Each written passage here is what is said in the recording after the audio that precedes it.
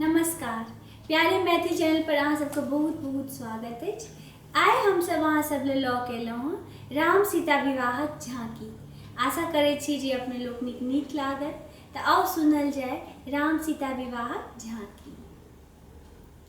मंगल आजू जनकपुर घर घर मंगल हे आहे मंगल दुलहीन चारू दुलह चारू मंगल हे आहे मंगल आजू जनकपुर घर घर मंगल हे आहे मंगल दुलहीन चारू दुलह चारू मंगल हे। परिछन चलियो सखी हे राम संज मैया हे सोहावन लागे सोना के डाला लिया साज हे सोहावन लागे सोना के डाला लिया साज हे सोहावन लागे। एकटा बात हमर कनी सुनी लिया ई विधि के आगा पैर दिया अहाँ माए बहिन के नाम लिया। एकटा बात हमर कनी सुनी लिया सखी हे नाहु नाहु दुल्हा चलई छथि कोना सखी हे नाहु नाहु दुल्हा चलई छथि कोना सखी हे कोल्हुआ के भरद घुमैये जेना सखी हे कोल्हुआ के भरद घुमैये जेना।